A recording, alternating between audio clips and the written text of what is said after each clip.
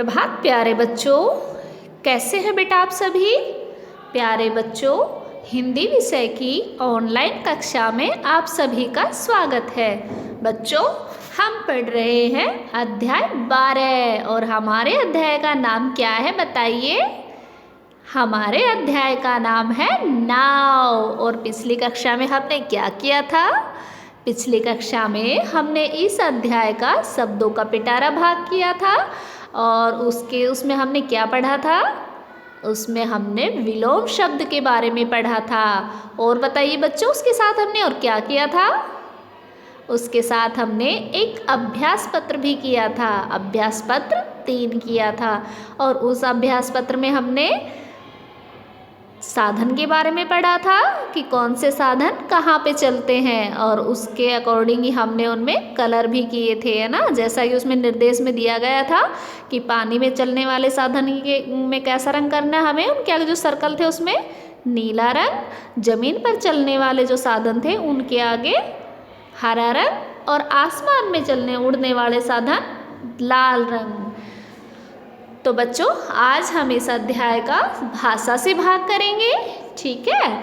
और आज हम इसमें क्या सीखेंगे?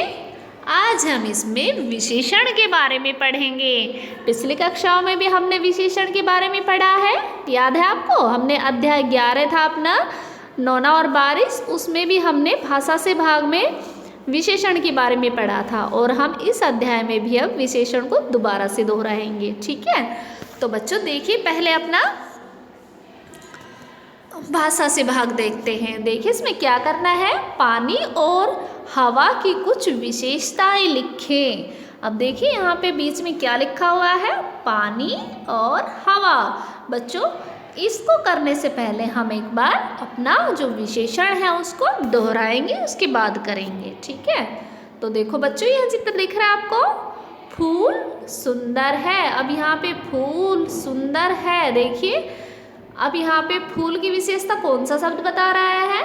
फूल कैसा है? सुंदर है। तो बेटा जो सुंदर शब्द है यही इस फूल की विशेषता बता रहा है, ठीक है। तो विशेषता बताने वाले शब्द ही क्या कहलाते हैं? विशेषण कहलाते हैं। आगे देखिए, खट्टा नींबू। अब नींबू कैसा है? खट्टा। तो नींबू की विशेषता क्या हुई? कौन सा शब्द बता रहा है? खट्टा बता रहा है ना। तो इसी तरह से जो खट्टा शब्द है वह नींबू की विशेषता बता रहा है, ठीक है। तो बच्चों, इस तरह से हम कह सकते हैं कि जो शब्द संज्ञा या सर्वनाम की विशेषता बताते हैं उन्हें हम क्या कहेंगे? विशेषण कहते हैं। जैसे देखिए, जैसे सुंदर, अच्छा, होशियार, बुद्धिमान, सच्चा, ये सभी क्या है? विशेषता बताने वाले शब्द है। ऐसे ही बहुत सारे शब्द होते हैं जो कि किसी न किसी की विशेषता बताते हैं, ठीक है। तो बच्चों, अब अपना भाषा से भाग करें। तो देखिए अपने भाषा से भाग में क्या दिया हुआ है, पानी और हवा की कुछ विशेषताएं लिखिए। अब देखिए, हमने अध्याय 11 में भी पानी की विशेषताएं लिखी थी ना। तो अब देखिए इसमें से हम क्या लिख सकते हैं।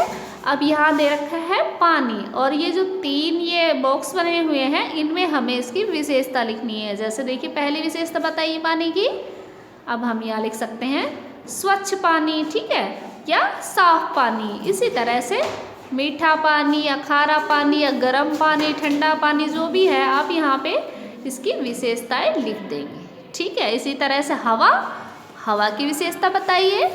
अब यहाँ पे हमने लिख दिया ठंडी हवा या शुद्ध हवा। तो इस तरह से हमें इस हवा की भी 3 विशेषताएं लिखनी है, विशेषता वाले शब्द लिखने हैं। कर लेंगे आप? ऐसे ही आपको पानी और हवा दोनों की विशेषता बताने वाले शब्द इन बॉक्स में लिखने हैं, ठीक है बच्चों। अब आगे देखिए, इसके बाद हम करते हैं अपना मज़े से भाग। इसमें क्या दिया हुआ है, साफ पानी पीना चाहिए, गंदा पानी पीने से आप बीमार भी पड़ सकते हैं। अपने किसी बड़े से पता करें कि घर पर पानी साफ रखने के लिए क्या क्या किया जा सकता है। बच्चों देखो, अगर हम गंदा पानी पिएंगे तो उससे हमें बहुत सारी बीमारियां हो जाती हैं। देखा आपने कभी?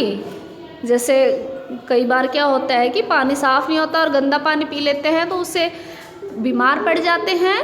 तो देखिए इसमें क्या दे रखा है, साफ़ पानी पीना चाहिए, हमें हमेशा साफ़ पानी ही पीना चाहिए। गंदा पानी पीने से क्या होगा, हम बीमार पड़ जाएंगे।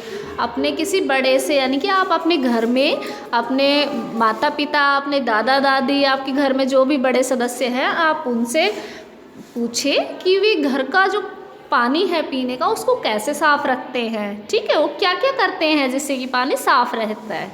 ठीक है, तो इसको आप पूछेंगे और ये जानकारी इकट्ठा करेंगे कि पानी को साफ़ करने के लिए वे क्या क्या करते हैं। ठीक है, अब आगे देखिए, अगला है मुझे पता है कि। अब इसमें आपको क्या करना है, देखिए मैं अपने आप कर सकती हूँ या कर सकता हूँ, या मैं किसी की मदद से कर सकती हूँ या कर सकता हूँ। अब इसमें यहाँ पे क्या दे रखा है, पानी के अलग अलग स्रोतों के बारे में बातचीत करना। अब यह हम पीछे कर चुके हैं कि पानी के कौन कौन से स्रोत होते हैं, तो आपको उसके बारे में पता है ना। आप उसके बारे में अगर बातचीत कर सकते हैं कि हाँ मुझे पता है कि पानी के स्रोत ये है, पानी बारिश से मिलता है, कुएं से मिलता है, नहर से। ठीक है, इस तरह से अगर आप कर सकते हैं खुद से तो आप पहले बॉक्स में टिक कर देंगे, या फिर आपको किसी की मदद की ज़रूरत है तो आप इसमें कर देंगे।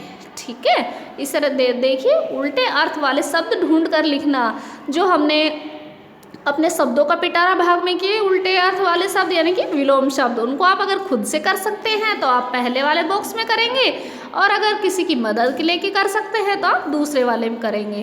करना आपको एक ही बॉक्स में है। ठीक है, इसी तरह देखिए काम वाले शब्द पहचानना। काम वाले मतलब क्रिया, जिन्हें हमने आपको पिछली की कक्षाओं में भी पढ़ाया था क्रिया के बारे में, काम वाले शब्द। ठीक है, जैसे कि पढ़ना, लिखना, खाना। ठीक है, इस तरह के दौड़ना, तो इस तरह के जो शब्द होते हैं उनको आप काम वाले शब्द बोलते हैं। और क्या आप उनको खुद से पहचान कर लिख सकते हो? अगर खुद से पहचान कर सकते हो ऐसे शब्दों की तो पहले बॉक्स में टिक करेंगे, और अगर किसी की मदद से कर सकते हैं तो दूसरे में कर देंगे। ठीक है बच्चों, अब इसके बाद देखिए, इसके बाद है अपनी मस्ती की पाठशाला। अब देखिए इसमें क्या दिया हुआ है, कक्षा में बच्चों के 3-4 समूह बनाए। प्रत्येक समूह पता करे कि स्कूल में पानी की क्षति कहाँ कहाँ हो रही है। साथ ही इस बात पर भी चर्चा करें कि कुछ लोग सड़े फल, गंदे कपड़े, प्लास्टिक की थैलियाँ और चिप्स के खाली पैकेट पास के तालाब में फेंक रहे हैं। आप इस क्षति को रोकने के सरल उपाय सोचें और कक्षा में बताएं। तो बच्चों इस समय आपकी कक्षाएं तो लग नहीं रही है, तो आप लाइव क्लास में चर्चा कर सकते हैं, या फिर आप जैसे आप अपने घर पे भी इस बारे में चर्चा कर सकते हैं। ठीक है, कि पानी की, जैसे आपका गांव है या आपके घर में खेत में, कि वहाँ देखिए कि पानी की जो क्षति है, मतलब पानी कहाँ कहाँ पानी को नुकसान पहुँचाया जा रहा है। ठीक है, पानी कहाँ कहाँ बर्बाद हो रहा है, तो उसमें हम देख सकते हैं। और देखिए इसमें क्या दे रखा है, जैसे कि एक आपके पास में कोई तालाब है और उसमें लोग गंदी चीज़ें डाल रहे हैं। जैसे देखिए कूड़ा हो गया, सड़े फल, गंदे कपड़े है ना, प्लास्टिक की थैलियाँ, इस तरह से कूड़ा करकट पानी में डाल रहे हैं। तो आप उस जब पानी गंदा हो रहा है ना, क्योंकि ये चीज़ें गंदी चीज़ें डालेंगे, उसमें सड़ी हुई गली हुई चीज़ें डालेंगे तो पानी खराब होगा। तो आप उसको रोकने के लिए आप क्या क्या उपाय कर सकते हैं।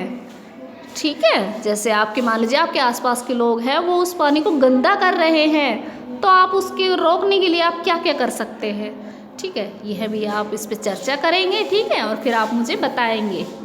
ओके बेटा।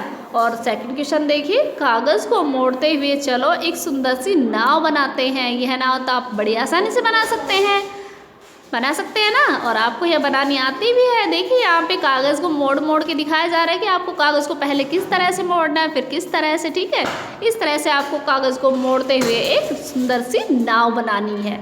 ठीक है, और आप इस नाव को अपना नाम भी दे सकते हैं सुंदर सा, और आप अगर कलरफुल कागज़ से बनाएंगे तो नाव आपकी और भी सुंदर लगेगी, या फिर आप वाइट कागज़ से बना के उसमें ऊपर से भी कलर कर सकते हैं। ठीक है बच्चों, ओके।